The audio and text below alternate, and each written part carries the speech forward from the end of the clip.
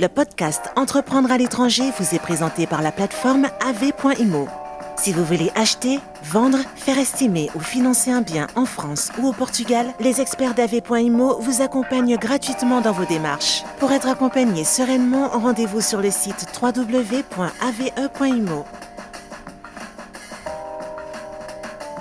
Bonjour et bienvenue sur le 40e épisode d'Entreprendre à l'étranger. Donc on ouvre le bal de la saison 3. Et pour cette saison 3, en fait, on va un peu changer de spectre. Au lieu d'aller voir des Français installés à l'étranger, on va aller voir en fait tous les entrepreneurs francophones et francophiles installés à l'étranger et aussi des professionnels de l'accompagnement à l'étranger sur toute la saison pour vous apporter des conseils, des tips et baliser au mieux votre expatriation de courte ou de longue durée. Et pour le 40e numéro et le premier numéro de la saison 3, du coup, je donne la parole à Damien de Remooters. Damien, sois le bienvenu. Bonjour, merci de m'accueillir dans ce podcast. Du coup, ma première question, c'est qui es-tu ? Qui je suis ? Alors je m'appelle Damien Corchia, j'ai créé Remooters il y a 1 an et demi à peu près avec un associé qui s'appelle Luc Dayen. Et voilà, nous notre clientèle, on va dire, les gens qu'on cherche à aider, c'est principalement des télétravailleurs, des digital nomades qui partent à l'étranger pour des durées de 1 mois à 1 an, pardon. Voilà, on a identifié que c'était un usage qui grossissait beaucoup. Il y a de plus en plus de gens qui peuvent faire ça et qui veulent le faire, mais c'est souvent très compliqué pour eux. Ils galèrent, pour parler clairement.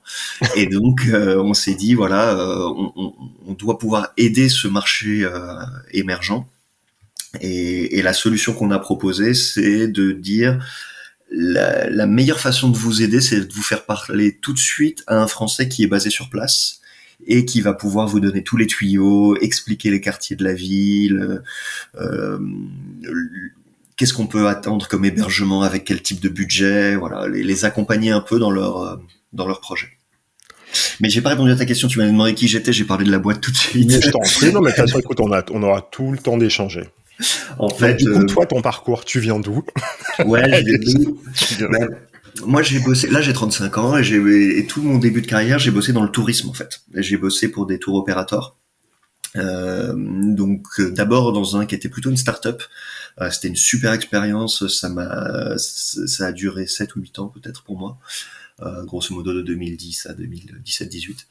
La boîte s'appelait Suntrade, elle n'existe plus aujourd'hui malheureusement, mais c'était vraiment une super expérience, forte croissance, levée de fonds, etc. C'était un peu le début des nouvelles techno dans ce milieu un peu poussiéreux parfois du tour opérating. Donc c'était hyper excitant. Après, j'ai fait 2 ans dans un tour opérateur plus gros qui s'appelle NG Travel. Donc là, c'était des clubs de vacances, un club all inclusive. Kappa Club, Club Coralia, c'était ça nos marques. Et ensuite, j'ai fait un petit peu de digital nomadisme pendant 1 an ou 2 pendant la pandémie. Et c'est là que j'ai eu l'idée de Remooters. Donc en fait, ce que je te disais à l'instant, les digital nomades ou les télétravailleurs, quand ils veulent s'installer 3-4 mois quelque part, ils galèrent. En fait, je l'ai expérimenté moi-même. Je l'ai fait moi-même et j'ai galéré pas mal. J'ai envie de te dire, il y a pas meilleure école que de souffrir sur un point précis, ouais. Et d'après d'apporter une solution. Exactement.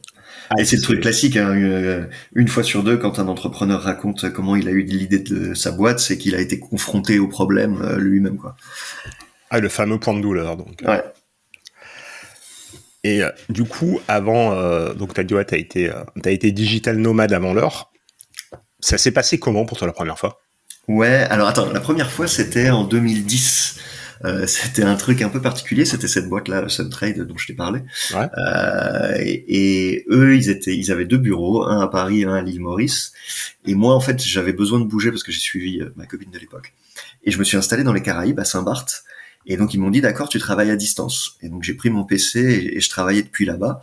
Et en fait, à l'époque, ça me paraissait, j'avais trouvé ça fun, j'y avais pas plus réfléchi que ça. Ouais. Mais aujourd'hui que je parle de télétravail à longueur de journée et que j'y réfléchis toute la journée parce que c'est devenu mon métier, en fait, en 2010, c'était pas si courant que ça. Donc j'étais dans les tout premiers adopteurs de ce nouveau mode de vie. Je l'avais fait pendant 6 mois à l'époque. Et donc ouais, avec les contraintes de Internet qui saute, du décalage horaire, des gens qui étaient pas tellement habitués. Nous, on bossait sur Skype à l'époque. Et de la DSL. Mais je faisais des trucs qui sont maintenant devenus normaux, de dire d'aller dans un café et d'essayer de rester le maximum, de rester 3-4 heures en commandant seulement 2 expressos, parce que j'avais 25 ans, j'avais pas tellement d'argent. Une chose Voilà. qu'aujourd'hui ne choque plus du tout. C'est ça. C'est ça. Et puis non, aujourd'hui, on a aussi les outils informatiques sont bien meilleurs.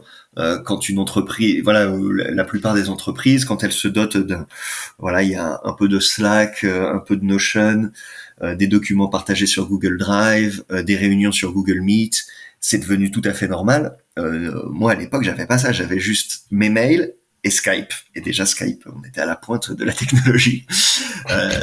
Donc il y avait des difficultés. Il y avait des difficultés pour s'envoyer des documents, voilà, pour bosser, en partager sur les mêmes tableaux Excel ou sur les mêmes PowerPoint. Donc il y avait des difficultés à l'époque qu'il n'y a plus aujourd'hui, heureusement. Et ça marchait en fait.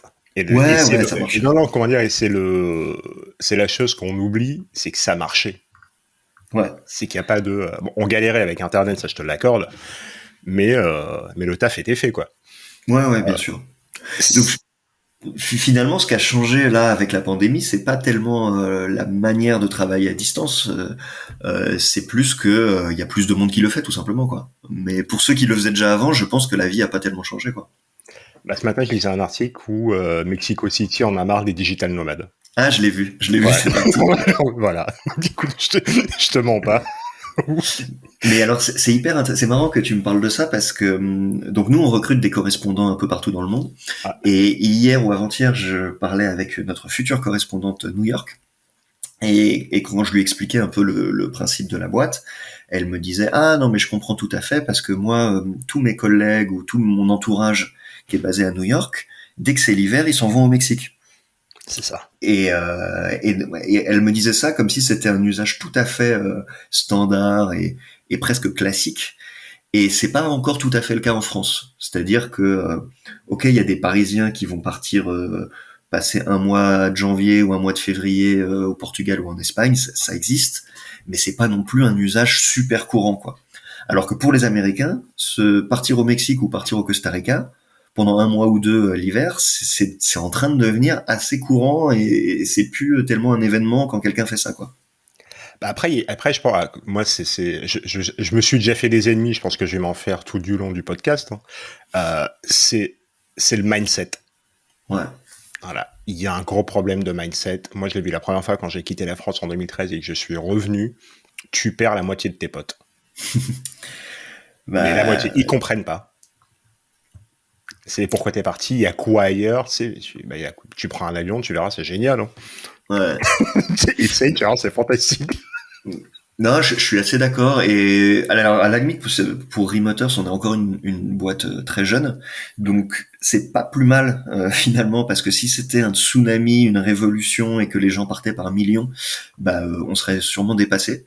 Donc voilà, si les comportements changent un peu plus lentement en France que dans d'autres pays, finalement, ça m'arrange un peu.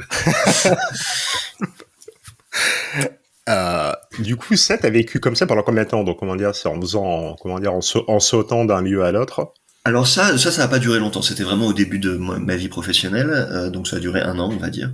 Après, j'étais à Paris de manière classique et je l'ai refait d'être digital nomade autour de 2020-2021.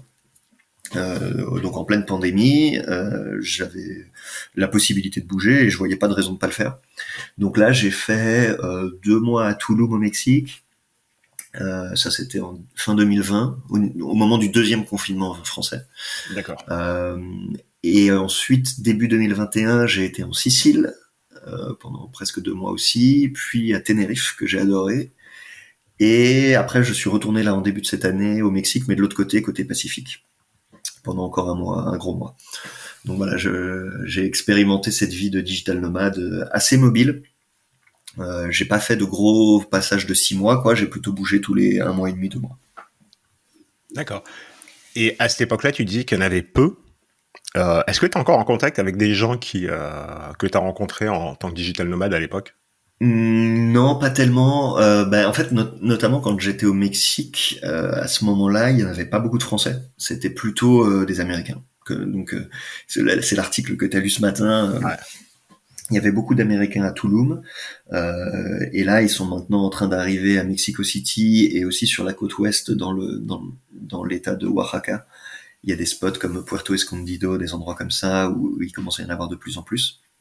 Mais ouais, en 2020, quand c'était les premières vagues de Covid, les Français bougeaient pas tellement. Ils avaient très peur que les frontières se referment, qu'on puisse partir mais qu'on puisse pas revenir, que la compagnie aérienne annule ses vols, on se retrouve coincé à destination et on se fait engueuler par notre patron.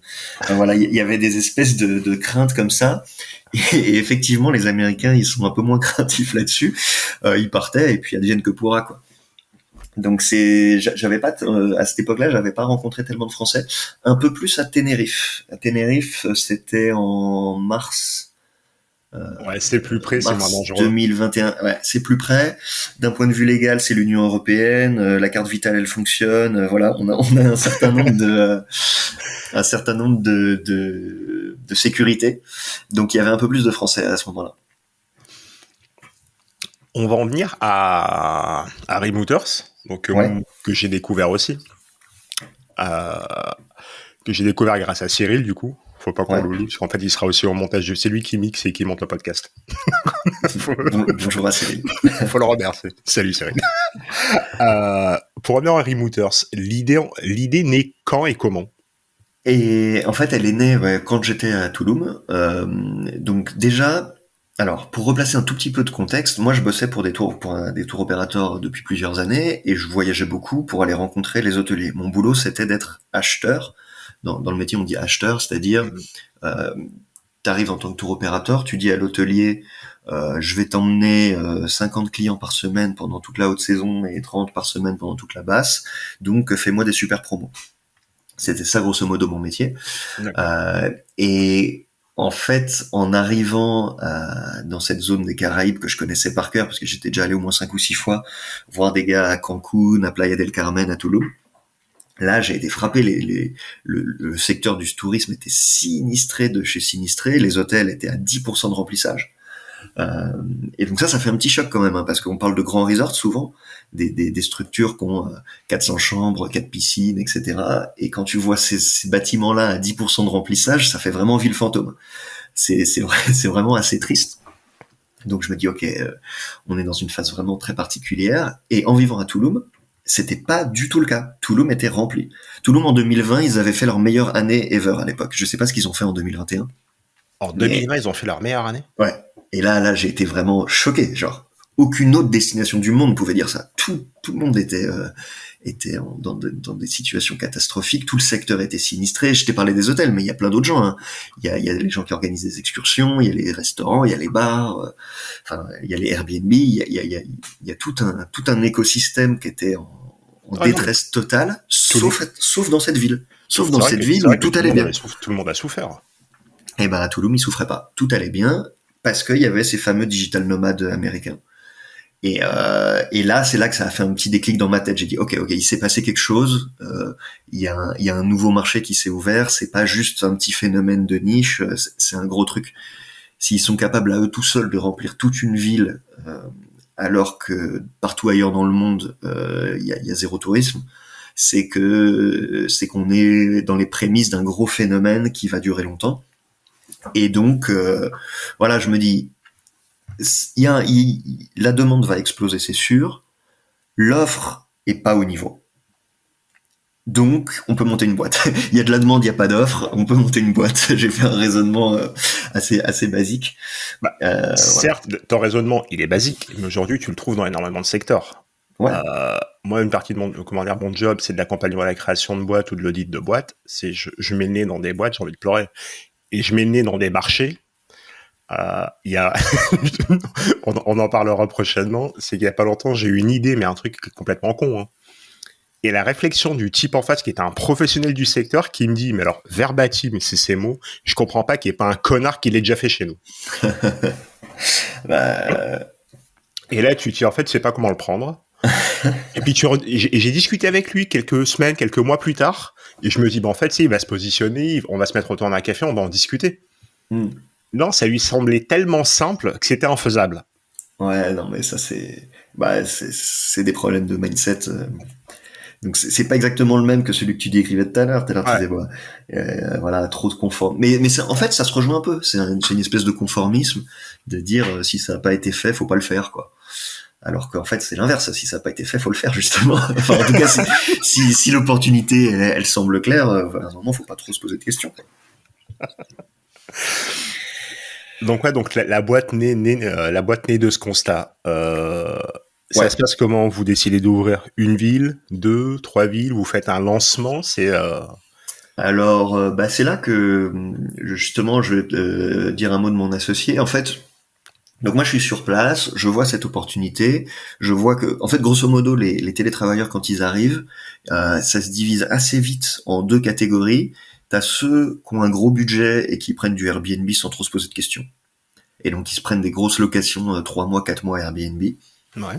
Bon, ça fonctionne, et en plus, plus ça va, plus ils essayent de favoriser les longs séjours. Donc c'est pas tout à fait impossible, mais c'est quand même assez cher.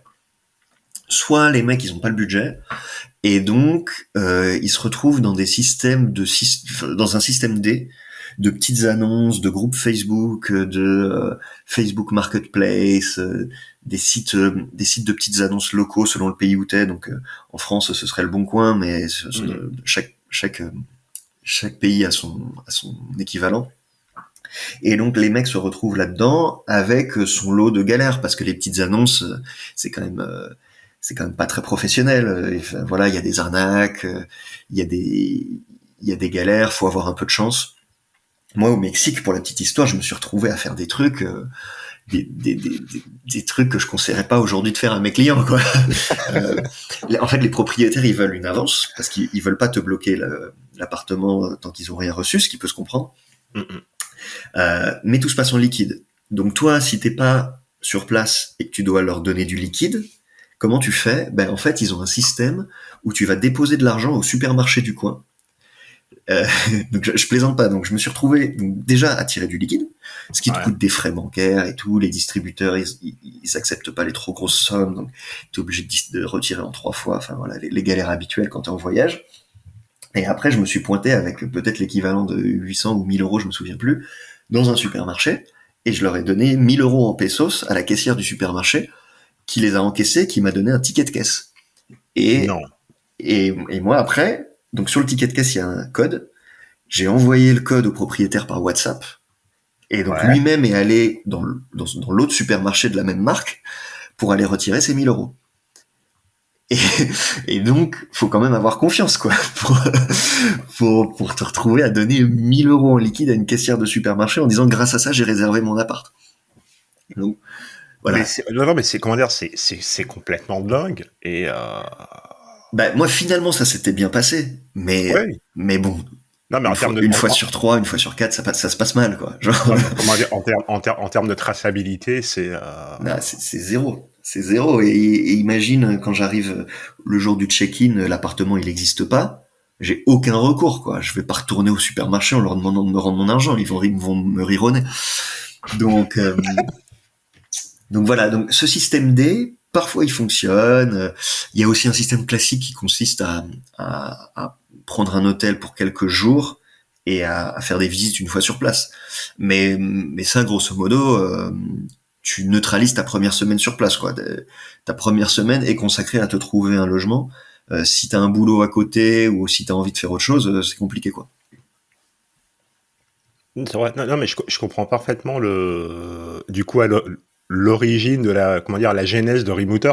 Ouais, voilà. Et donc on s'est dit, c'est là qu'on s'est demandé, donc c'est là que j'en discute avec mon futur associé. Je lui dis, tiens, voilà, il y a un marché qui est en train de devenir gros. L'offre, elle est pas bonne du tout parce que c'est soit tu payes très cher, soit c'est très galère. Donc il y a sûrement quelque chose à faire. Et à l'époque, moi je m'étais dit, je vais monter une agence locale. Je vais monter une agence ici. En plus, la ville est sympa.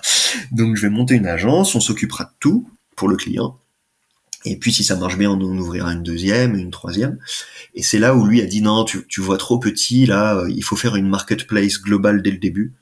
Euh, Effectivement avec des relais locaux, parce que tu es obligé d'être sur place pour connaître le marché local. Mais c'est pas toi qui vas monter chaque agence. Il faut demander à des gens qui sont déjà installés et tu vas les recruter. Donc c'est lui qui a donné un peu voilà. Moi j'ai apporté l'idée initiale et lui il l'a un peu transformé en marketplace euh, pour que ça grossisse plus vite tout simplement. Et donc il avait raison. Aujourd'hui on en est à une trentaine de correspondants partout dans le monde. Ce que j'aurais jamais pu faire si j'avais suivi l'idée initiale. On en aurait 3 aujourd'hui quoi. Moi, j'imagine. Là, aujourd'hui, il y a combien de villes ouvertes? Bah, je te dis, on a 30 personnes. La plupart des villes, c'est une personne par ville. Il y a quelques grosses villes où on en a plusieurs. Donc, disons, il y a 30 personnes, 25 villes aujourd'hui. D'accord. Voilà. Et comment dire, l'objectif pour la fin d'année? C'est d'aller à 50.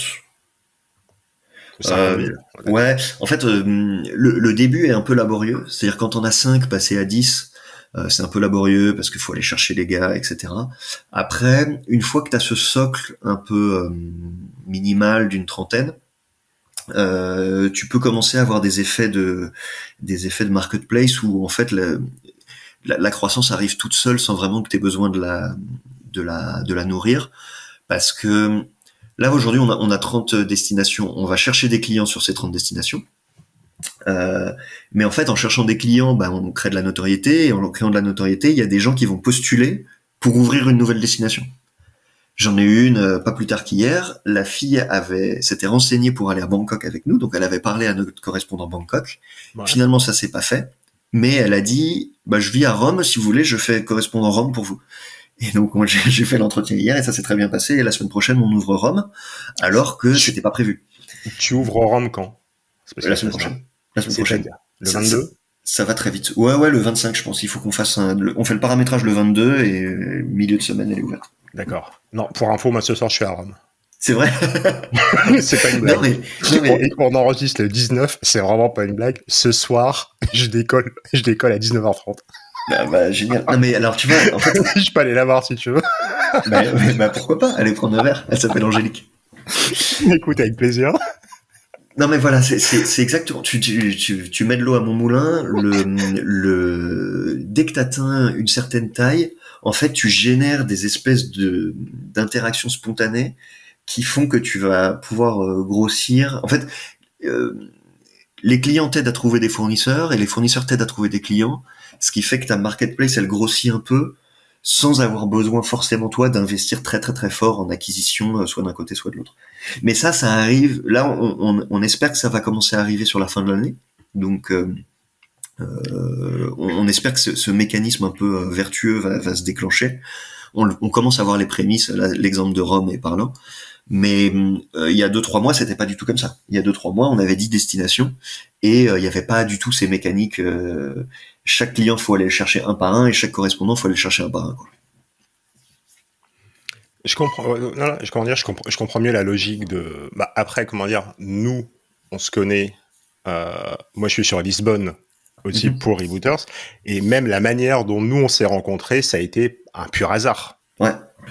Voilà, ça a été un pur hasard, donc. Voilà, donc là, nous, c'est ça l'enjeu de la fin d'année, c'est de grossir tranquillement de 30 à 50 destinations, que ça se passe bien dans chacune, parce que c'est ça aussi un peu l'enjeu chez nous, c'est que il y en a pas deux pareils, et donc tu peux avoir même des destinations où tu te dis c'est duplicable. En fait, nous, il y a jamais vraiment rien de duplicable. Tu peux avoir Barcelone qui marche bien et Madrid qui marche pas, quoi. Donc l'enjeu, c'est pas seulement d'en avoir 50, c'est d'en avoir 50 qui tournent bien. Le correspondant est heureux de bosser pour nous et les clients sont heureux parce qu'on leur trouve des solutions, etc. Donc là, on se dit fin de l'année 50 villes. Ouais. Maintenant, on va revenir aux services. Quels sont en fait les services que propose Remoters ? Alors c'est une très bonne question parce que dans toute la genèse de la boîte, tu sais, quand tu lances le MVP, tu commences à te confronter au marché, tu sors un site web tout pourri qui fait seulement une page et t'essayes de voir un peu ce que disent les clients. Euh, donc pendant toute cette phase-là, on s'est beaucoup posé de questions sur quel est le spectre de services qu'on veut proposer. Et aujourd'hui, on l'a phasé en fait dans le temps. C'est-à-dire que tu as une première phase qui dure seulement 30 minutes, qui est une visio chez nous. Euh, et donc ça, c'est gratuit. Et grosso modo, on donne des conseils, tous azimuts. C'est quand même très très orienté sur le logement. Donc les conseils qu'on donne, c'est beaucoup sur quel est le meilleur quartier, quel est le type de logement qu'il faut chercher. Donc il y a des villes où c'est très orienté sur les colocs, il y a des villes où c'est très orienté sur les appart-hôtels, il y a des villes où c'est des co-living, ça dépend beaucoup. Qu'est-ce que tu peux espérer avec un budget de 700 euros? Qu'est-ce que tu peux espérer avec un budget de 1000? Qu'est-ce que tu peux espérer avec un budget de 1500? Tout ça, le correspondant donne les infos de manière complètement gratuite et désintéressée pendant cette première phase qui dure seulement 30 minutes. Euh, Après, donc là, le client est ravi parce qu'il reçoit plein de conseils gratuits d'un expert qui est basé sur place, donc il est ravi. Après, il y a une deuxième phase qui tourne beaucoup autour de la recherche de logement. Parce qu'en fait, c'est le point de douleur pour quelqu'un qui veut aller s'installer 3 mois à Lisbonne. C'est comment je trouve un appart, quoi. C'est vraiment le plus compliqué. Donc le correspondant va proposer des services. Là, c'est plus gratuit parce qu'il y a quand même des heures de boulot qui sont là et les gens, enfin voilà, nos correspondants, ils sont pas non plus, c'est pas du bénévolat. À un moment, il faut qu'ils gagnent leur vie. Donc là, selon les différents services, les prix vont varier. Mais en tout cas, le client va quand même commencer à être obligé de payer pour le service qu'on lui rend. Mais c'est très très tourné logement. Ça, c'est la phase 2. Et la phase 3, une fois que le logement check, une fois que c'est bon, là, il y a un gros stress qui disparaît. On a fait le plus dur. Et une fois qu'on a fait le plus dur, souvent, il y a une relation de confiance très très forte qui s'est nouée entre le client et le correspondant. Parce que voilà, le correspondant a enlevé le stress, donc c'est génial. Le client est là, il lui mange dans la main pour être voilà. Et donc là, on peut proposer des services complémentaires. Et les services complémentaires, ça peut partir vraiment à 360 degrés. Ça peut être des locations de véhicules, ça peut être des trucs très touristiques, genre des excursions. Ça peut être des produits d'assurance, assurance santé. Je suis quand même expatrié 3 mois, je voudrais bien avoir une assurance s'il m'arrive un pépin. Ça peut être des histoires de visa, alors évidemment pas sur le Portugal, mais dès qu'on sort de l'Union européenne, même pour 3 mois, parfois il faut un visa. Ça peut être, j'ai pas envie de me retrouver tout seul, donc j'ai un appart, c'est cool, mais j'aimerais bien travailler dans un coworking pour rencontrer des gens. Tu peux pas me conseiller un bon coworking et éventuellement me trouver une petite réduc. Ça peut être, est-ce que tu peux pas m'inscrire dans un cours de yoga parce que je fais du yoga. Voilà, les services vraiment à 360. Et là, ça dépend beaucoup de la volonté du correspondant. Il y en a qui veulent en proposer beaucoup, il y en a qui veulent pas forcément en proposer beaucoup. Nous, on est une marketplace, on n'a pas vocation à être trop dirigiste. Si nos correspondants ont envie d'être à fond sur un aspect très social et organiser des soirées dans les bars, il peut. Si au contraire, il veut se contenter de services très factuels, recherche de visa, recherche d'assurance, c'est possible aussi. Là, ça dépend vraiment de chaque correspondant dans chaque ville. Est-ce qu'il y a, est-ce qu'il y a des, là, moi, je connais le système, donc j'ai une vision sur les différentes villes où sont implantés donc les correspondants. Ouais. Et là, aujourd'hui, quel est le continent qui attire le plus? C'est encore Europe du Sud en fait. Donc Europe parce que c'est plus facile au niveau des formalités.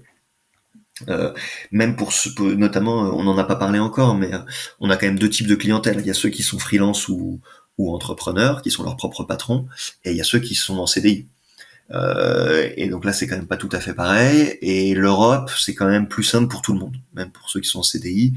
Aller bosser à Lisbonne, disons que ta boîte est à Paris, pour prendre un exemple classique, aller à Lisbonne ou aller à Pau, en fait, c'est pareil. La sécu, elle fonctionne, ton contrat de travail, il est bon. Si t'as un pépin et qu'il faut faire un arrêt de travail, bah, le médecin portugais, il peut te faire un arrêt de travail et la sécu, elle le prend en compte.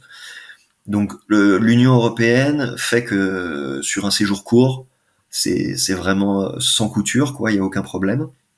Alors que dès que tu changes de continent, là, il faut se poser un peu plus de questions. Donc pour cette raison-là, l'Europe reste très majoritaire chez nous. Et à l'intérieur de l'Europe, c'est beaucoup les destinations du Sud, parce que les gens cherchent du soleil, une qualité de vie, et ils espèrent avoir une vie pas chère. Parfois à tort d'ailleurs, mais on pourra en reparler. C'est ce que j'allais te dire, parce que Voilà. sur Lisbonne, on a des demandes qui sont assez rock'n'roll parfois. Donc Espagne, Portugal, très loin devant, un petit peu d'Italie. Et après, je dois dire, depuis un mois ou deux, le long courrier se rouvre un petit peu. Euh, Pendant toute la pandémie, le long courrier c'était vraiment très limité. Il y avait pratiquement que Dubaï et un peu les Antilles françaises, quoi, où les gens savaient qu'ils pouvaient y aller et qu'ils avaient pas trop de risques de pas pouvoir revenir. Euh, et là, depuis quelques mois, les verrous sautent un peu. Donc, de nouveau, on a les grosses destinations long courrier qu'il y avait avant, genre la Thaïlande, le Mexique, Bali, Colombie, des trucs comme ça.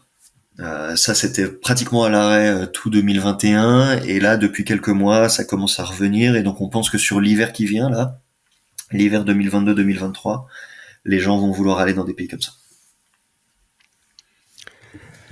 Est-ce que donc Remouters reste une boîte française? Est-ce que l'idée de d'aller dupliquer Remouters sur d'autres services en étant orienté, par exemple, là on a compris que pour Remouters c'était principalement du logement. Est-ce que l'idée de de dupliquer Remouters sur d'autres services est envisageable ou pas? Ou est-ce que c'est envisagé, c'est dans les tuyaux?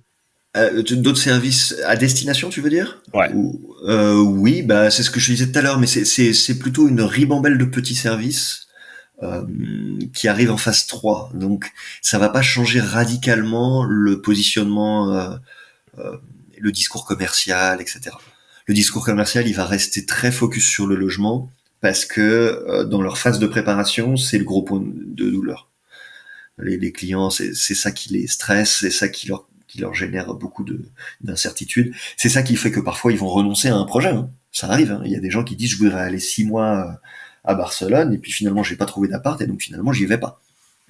Donc, donc ça va rester encore pendant longtemps le principal point de douleur, et donc le principal point de communication pour Remoters. Et tous les autres services, si tu veux louer un scooter, si tu veux inscrire tes enfants au lycée français, tout ça, on va essayer de le proposer. Aujourd'hui, ça reste, on n'a pas beaucoup de services comme ça. On va essayer de les ajouter petit à petit, mais ça va pas être une révolution genre avril 2023, roulement de tambour, Remoters se diversifie. Ça va être, voilà, vague après vague, tranquillement, on va rajouter des briques à notre offre de service. Toujours en vous basant sur des référents locaux. Ouais, ça changera pas. C'est notre philosophie. On considère que la personne basée sur place est forcément la meilleure pour trouver des solutions. C'est vrai pour le logement, mais c'est vrai pour tout le reste aussi. Donc, on n'a pas vocation, depuis Paris, à signer un contrat gigantesque avec Hertz Monde pour avoir des locations de voitures partout dans le monde. Le but, c'est que chaque correspondant local trouve la meilleure solution locale. Ça, on déviera pas là-dessus. C'est quand même ce qui fait notre différence. C'est notre positionnement de dire demande à quelqu'un sur place, il va te proposer une solution qui est meilleure. Donc voilà, on n'a pas vocation à revenir là-dessus. Ouais. Ouais, on est vraiment focus sur le local. Ouais.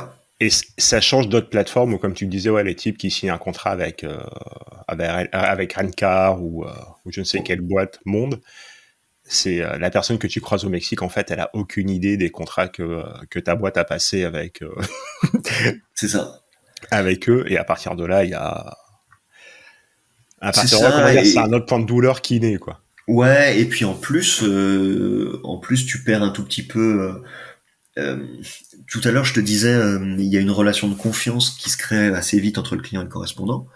Nous, on veut capitaliser là-dessus. On veut que quand le correspondant, admettons, il te trouve un scooter ou il te trouve une excursion, si t'es dans un endroit touristique, je sais pas, t'es dans une destination balnéaire, il te réserve une excursion en bateau. On a envie que ce soit l'excursion de son meilleur pote avec qui lui-même il est déjà monté sur le bateau et il sait que, en fait, le mec il est hyper sympa et l'excursion de 2 heures, en fait, elle dure 3 heures et on veut qu'il y ait vraiment un vrai partage, un peu comme si tu donnais des conseils à ton meilleur pote qui vient te rejoindre, quoi. Euh, si l'excursion en bateau, on l'a contracté depuis Paris parce que on a un super fournisseur mondial allemand qui a des bateaux partout dans le monde, tu perds cette proximité, quoi. Tu perds un peu ce côté, c'est comme si j'avais un ami. Donc on veut pas le perdre, ça, et donc on va tout faire pour le garder. Et généralement, comment dire, tu perds c'est pas que tu perds le lien de confiance, mais tu perds l'authenticité. Ouais. Et ça, c'est hyper important. Alors déjà, c'est une lame de fond un peu qui traverse tout le secteur du tourisme. Même je le vois avec mes anciens collègues, dans d'autres boîtes, etc. Il y a quand même... les clients recherchent de plus en plus ces expériences un peu plus authentiques, même si c'est un mot qu'on ressort à toutes les sauces, mais c'est quand même vrai. Ils veulent plus des offres standardisées. Ils veulent plus des hôtels standardisés, des excursions standardisées, tout ça, tout ça. Et donc, c'est vrai de manière générale, et nous, c'est encore plus vrai avec notre clientèle, parce que les gens qui restent plusieurs mois sur place, c'est parce qu'ils veulent un vrai contact avec le pays, quoi. Par opposition à ceux qui restent une semaine, et à la limite, eux, c'est pas très grave si l'excursion bateau, elle est standardisée. Ceux qui restent 3 mois, ils ont vraiment envie de se dire, je suis pas un touriste lambda, je suis pour quelque temps lisboète, je suis pour quelque temps barcelonais, ou voilà, etc. Donc j'ai envie de vivre comme un local, j'ai pas envie qu'on me refourgue des trucs de gros touristes à casquette, quoi.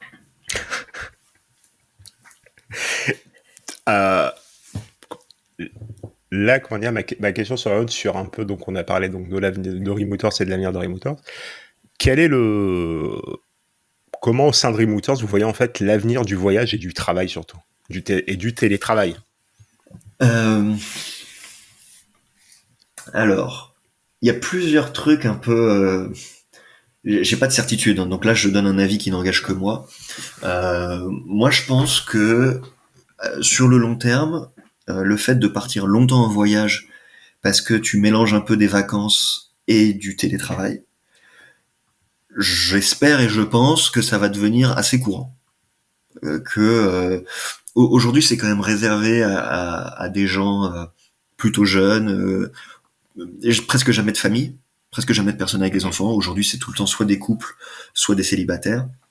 Voilà, moins de 35 ans et qui bossent plutôt dans des boîtes très modernes, des startups, qui eux-mêmes ont souvent des métiers, genre ils sont dans le développement web ou des choses comme ça.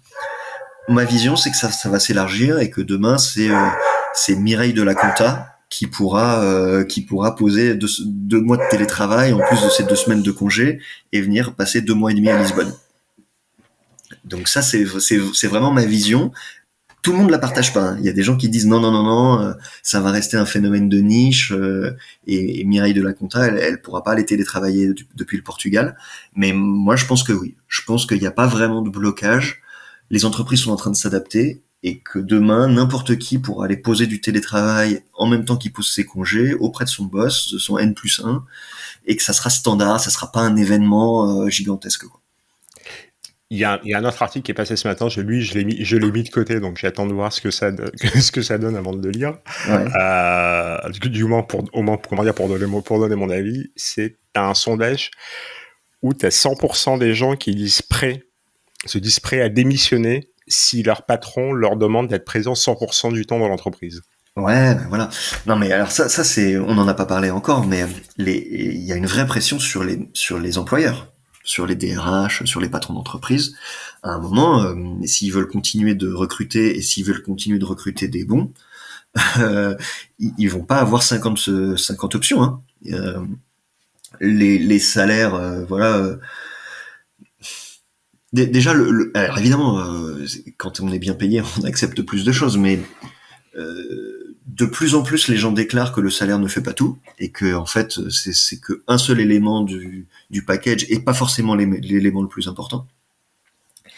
Et donc les employeurs, s'ils veulent recruter des bons éléments, ils vont être obligés d'accéder à ces demandes, de dire on autorise beaucoup de télétravail, on autorise que le télétravail soit fait de n'importe où.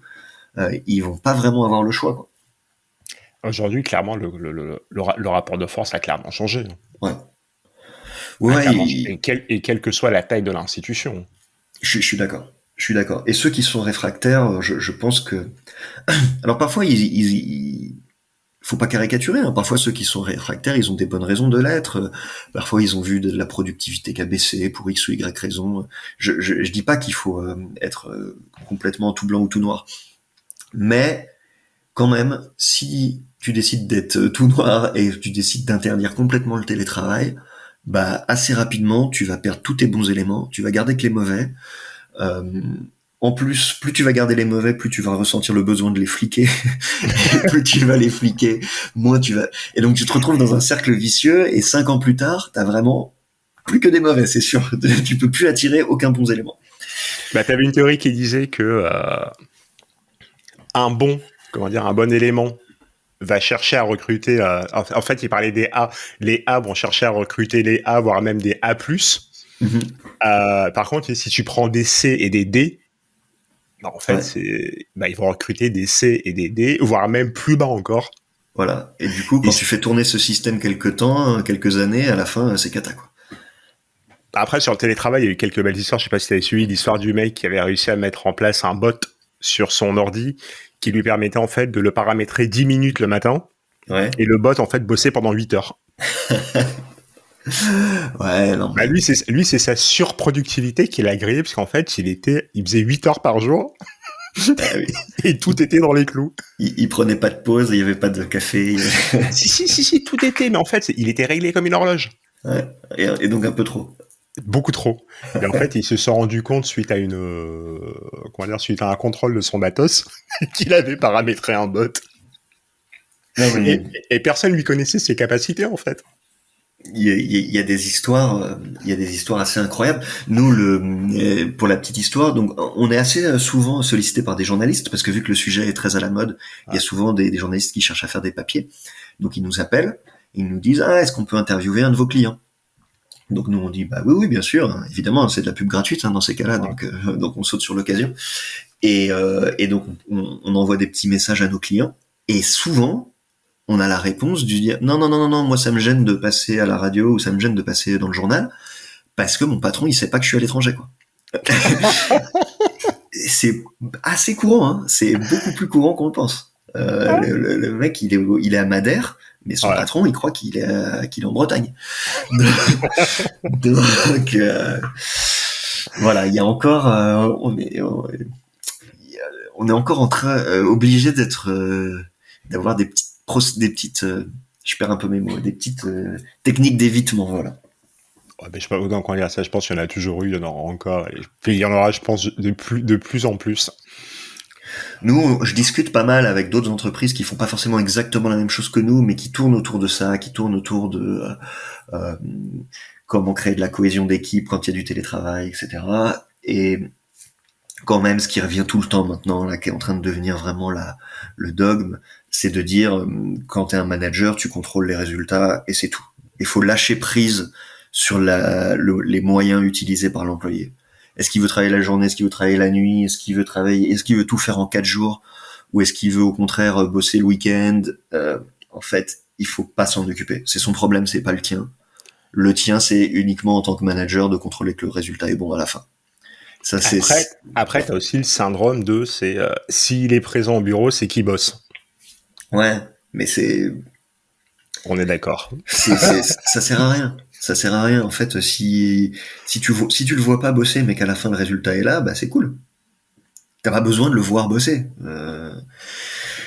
Mais c'est quand même une petite révolution mentale que doivent faire beaucoup de managers. Pour la petite histoire, donc Remoters, nous on est une équipe de 10 au siège à Paris, en comptant des donc il y a les deux cofondateurs, il y en a un troisième qui nous a rejoint, CTO, qui nous a rejoint en cours de route. On a un CDI et puis des stagiaires et des alternants. Tout ça, ça fait 10 personnes. Maintenant, on se retrouve sur un truc qui s'appelle Work Adventure. Et donc en fait ça ressemble à un jeu vidéo des années 80 où on a un petit personnage, t'as l'impression de jouer à Zelda sur Super Nintendo, tu vois. Et en fait, on a nos petits personnages et on se déplace dans des salles de réunion. Il y a des espaces, il y a un open space, donc t'es assis à ton bureau dans l'open space et les gens peuvent venir te voir et te taper sur l'épaule. Ah, c'est génial ça. Ah non, ça a été. Et Vas-y, donc, développe. alors moi je trouve ça super. Franchement, tout le monde trouve ça vachement bien parce que bah plutôt que d'envoyer un message sur Slack pour dire est-ce que t'es dispo, on se parle, ouais d'accord on se parle, bon bah donne-moi un lien Google Meet, on va s'appeler comme ça je te partage mon écran. C'est un peu laborieux. Là tu vas voir le mec à son bureau et ça déclenche une conversation tout de suite. Donc c'est assez cool, mais je dois admettre que quand même en tant que patron euh, il y a un petit côté ah ben je le vois il est là donc je vois bien qu'il bosse donc j'ai les vieux démons qui reviennent tu vois et quand il y en a un qui est pas là pendant 3 heures il est pas sur Work Adventure il est pas à son bureau ben Tu me demandes où il est de suite, quoi. j'ai le petit qu'est-ce qu'il fait ça se trouve il travaille pas hein. Et ça prend quand même un peu de temps de se libérer de ça en fait le mec il est pas là depuis 3 heures et ben c'est pas grave. C'est pas grave, si à la fin de la semaine il a fait sa to-do list, je suis pas là pour contrôler ce qu'il fait le mardi à 10 heures. Ça se trouve, le mardi à 10 heures, il est allé prendre un café avec un pote. Ça se trouve, il est allé acheter une machine à laver chez Darty ou j'en sais rien et ça devrait pas être mon problème en fait. Faut Après, se libérer de ça. il y a ça, et après, ce qu'il faut, comment dire, c'est ce qu'il faut aussi inculquer aux gens. Je préfère inculquer, j'aime pas le mot éduquer, tu sais, les gens qui disent, faut éduquer, faut éduquer les gens. Ce qu'il faut leur inculquer, c'est le fait que, en fait, à un moment donné, laisse tes collaborateurs ou tes employés s'ennuyer, quoi. Mais pendant un temps, c'est laisse-les s'ennuyer. Généralement, ça va donner lieu à une réflexion, ça va donner lieu soit à une idée, soit à une nouvelle méthodologie, une nouvelle méthode de travail. Ouais.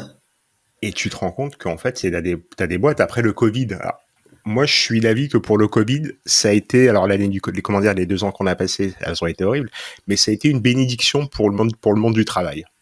Ah ouais, je suis alors là 100% d'accord. Ça a été une bénédiction. Moi, j'ai dit grâce au Covid. Alors, ça peut choquer les gens, mais j'ai dit grâce au Covid, on a appris que déjà en termes de management, t'as des gens qui ont appris, en fait, qu'ils étaient capables de manager leur équipe sans les voir tous les lundis à 8 heures pour la réunion hebdomadaire qui dure 4 heures. Ouais. Et les gens, ils y vont, c'est l'impression qu'ils vont à la potence. Parce qu'il n'y a rien, tu fais rien le lundi pendant 4 heures, t'es pas productif, faut arrêter. Ouais. Et en fait, les gens découvrent. Il y a eu un changement de mindset, il y a eu pas mal de paradigmes qui sont entrés en jeu. Et ce qui fait que, là, moi, aujourd'hui, c'est très compliqué de voir les gens retourner sur du 100% au bureau. Non, mais je suis complètement d'accord. Impossible. Et après, en fait, ok, il y a il y a ce changement de mentalité à faire, ce changement un peu en tant que manager, il faut se débloquer un peu il faut désapprendre un peu ce qu'on a appris au début de notre carrière si on a commencé à manager avant le télétravail, quoi. Mais une fois que c'est fait, une fois que ça fonctionne, c'est quand même hyper satisfaisant. Parce que, en fait, c'est chiant de faire la police, quoi. C'est pas du tout satisfaisant de fliquer les gens, d'aller les voir, de dire ce matin je t'ai donné une to-do list avec 3 trucs, t'en es où de tes 3 trucs, t'en as fait 1, t'en as fait 2. C'est pas du tout l'employé, c'est pas agréable pour l'employé, mais en fait c'est pas agréable pour le manager non plus, quoi. Donc tu t'épuises. Toi tu t'épuises et lui tu le dégoûtes. Voilà. Et donc laisser les gens libres. Ah ben il est pas là depuis 3 heures, ça se trouve il a pas bossé ce matin, mais par contre il va bosser cet après-midi et je vais pas l'emmerder et c'est lui qui va aller me voir spontanément en disant ah j'ai eu une nouvelle idée, je voudrais faire ci, je voudrais faire ça.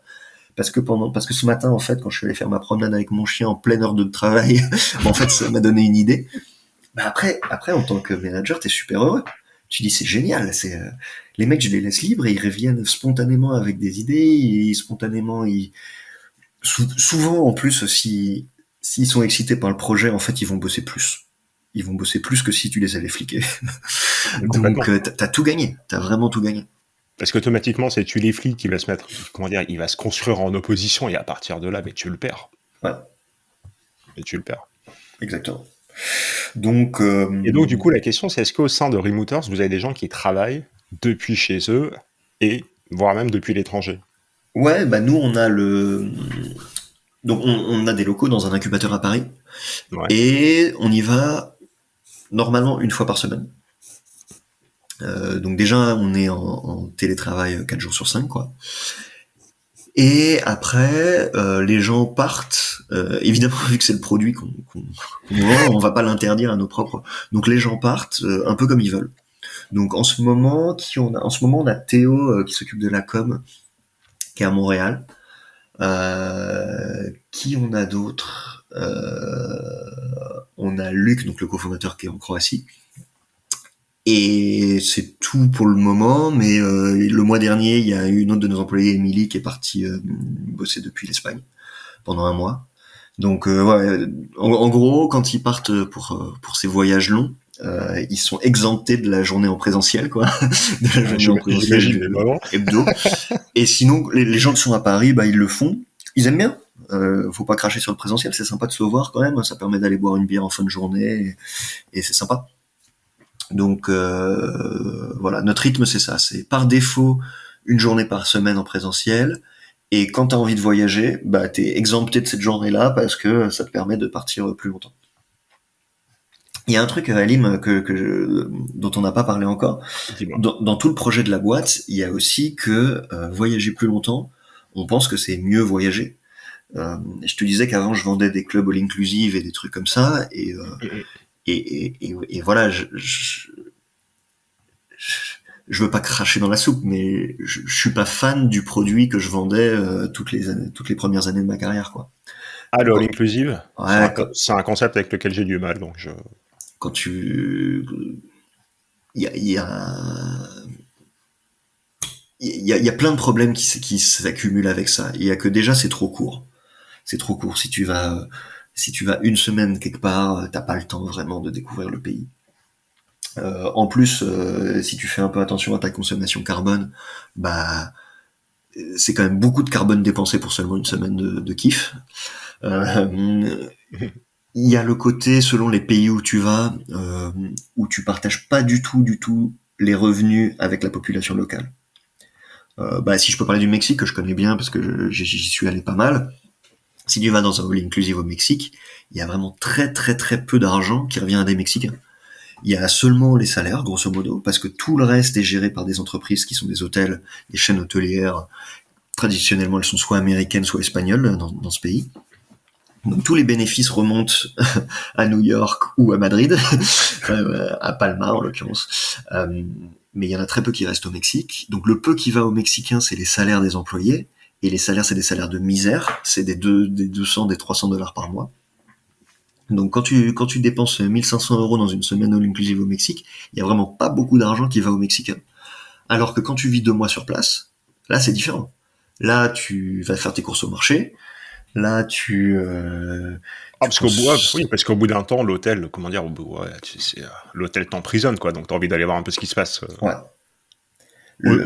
Au-delà de la piscine. C'est ça, et tu commences. En fait, dès que t'es obligé d'aller voir des commerçants, c'est bon signe. Ça veut dire que déjà, d'un point de vue économique, tu vas donner de l'argent à la vraie économie. Et même sans parler d'argent, en parlant simplement d'échanges humains, quoi. Tu vas rencontrer des vrais gens. Tu vas rencontrer des gens qui vivent à côté de toi, qui sont tes voisins, et qui vont t'expliquer comment fonctionne le pays et le découvrir autrement. Le commerçant type, l'exemple que je ressors toujours, c'est le coiffeur. Je dis, voilà, si tu restes suffisamment longtemps dans une destination pour avoir besoin d'aller chez le coiffeur, c'est très bon signe, parce que ça veut dire que tu vis comme un local, quoi. Et en plus, vu que les coiffeurs c'est souvent des pipelettes, bah tu vas apprendre beaucoup de choses sur le. Donc, voilà, un bon touriste, c'est un touriste qui va chez le coiffeur. si je devais résumer un peu la philosophie qu'on a sur le voyage long, quoi. Je serais obligé de m'inscrire en faux vu la calvitie que je me tape. Désolé. Je suis le pire touriste qui existe. Ah merde, tu resteras. T'es condamné à être un mauvais touriste. D'après mes critères. Le barbier. Voilà, tu peux aller chez le barbier. C'est ce que j'ai conseillé. Enfin, on a essayé de me vendre une idée pour que je donne un conseil. Et le type, il me regarde droit dans les yeux. On a une application qui permet de booker des trucs des rendez-vous chez le coiffeur, des soins, machin. Et je le regarde. Je dis, mais en quoi ça me concerne? Il me dit, non, mais c'est pour avoir une idée. Je suis chauve, mon pote. Et là, il me dit, merde. Par contre, je lui fais, t'as pas des rendez-vous chez le barbier? Il me dit, ouais, on en a. Ouais, Je dis, pourquoi tu m'en parles pas? Et ils ont changé tout le branding et leur approche. Mais non, mais c'est comme non, c'est assez intéressant.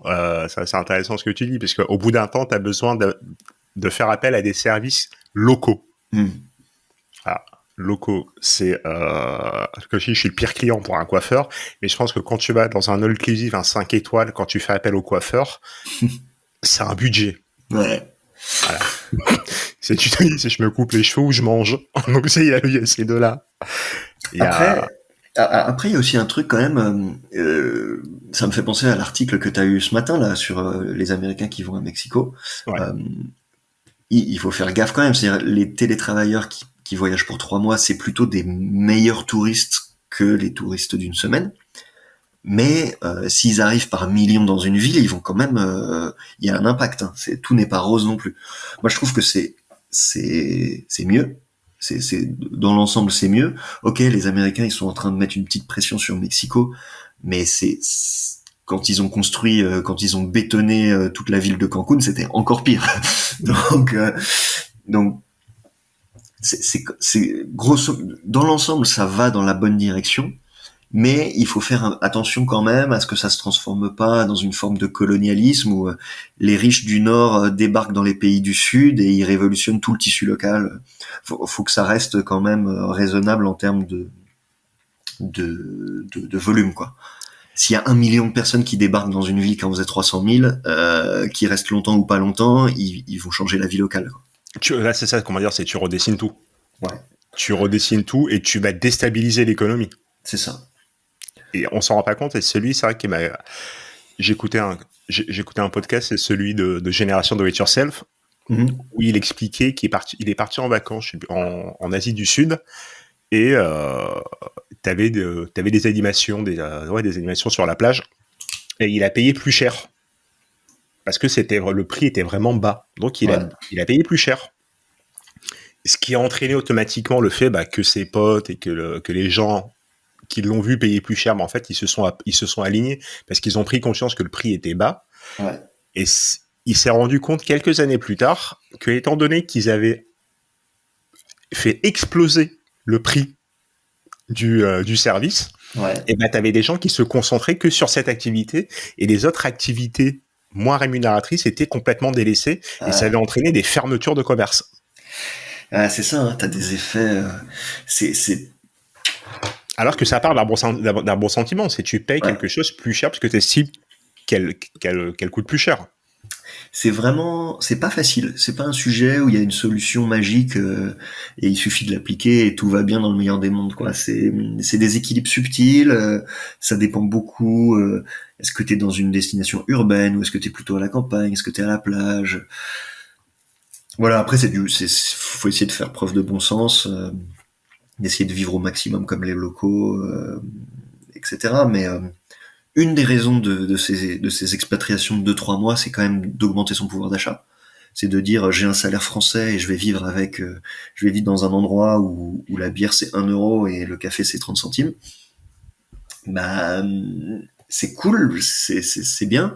Mais si après ton passage la bière elle a doublé de prix, voilà, t'as modifié la destination, donc faut faire attention quand même. Écoute, on se dirige gentiment vers la fin du podcast. Il y a une question que je pose tout le temps depuis le premier numéro. C'est quel conseil tu donnerais à quelqu'un qui veut aller vivre à l'étranger?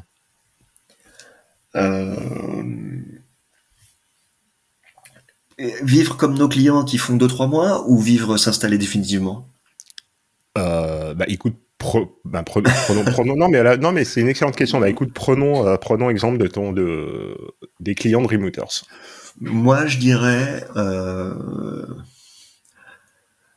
Alors, il y a un conseil que je donne qui t'es pas obligé de le suivre. Hein. C'est pas obligatoire, mais c'est mieux, je trouve. C'est soit de parler la langue déjà, soit de faire l'effort minimal de pouvoir avoir une conversation minimale. Je trouve que ça change tout. pour avoir été plusieurs fois dans des pays où je parlais la langue ou dans des pays où je parlais pas la langue, il y a quand même, dans un cas, t'as des échanges qui sont sympas avec plein de gens autour de toi. On parlait des commerçants, mais voilà, ça peut être plein d'autres gens. Ça peut être des gens que tu vois, tes voisins de table au restaurant. Enfin, ça peut être plein de choses. Alors que dès que tu parles pas la langue, t'es obligé de passer en anglais. Bah, ça te coupe un peu. Donc, si tu pars 3 mois, si tu pars 4 mois, 5, 6 mois, bah fais un petit effort avant, prends des cours, prends des applis, je sais pas, fais un petit effort avant, ça vaut le coup. Évidemment, si tu partais une semaine, ça vaudrait pas le coup. Mais là, vu que tu pars 6 mois, fais l'effort parce que ça change quand même un peu l'expérience sur place. Mais écoute, Damien, je te remercie. Je te remercie. Moi, je vais continuer à suivre l'actualité de Remooters autre ailleurs qu'à Lisbonne. Bah oui, bien sûr. Ailleurs Tu fais qu'à partie de la Lisbonne. famille. C'est ça, ailleurs qu'à Lisbonne. Non, mais j'ai vu qu'il y en avait pas mal, notamment du côté de Montréal et New York. Et j'ai un pote là qui est en Europe, mais qui va retourner à Chicago, donc je pourrais vous mettre en relation. Ouais, bah avec plaisir.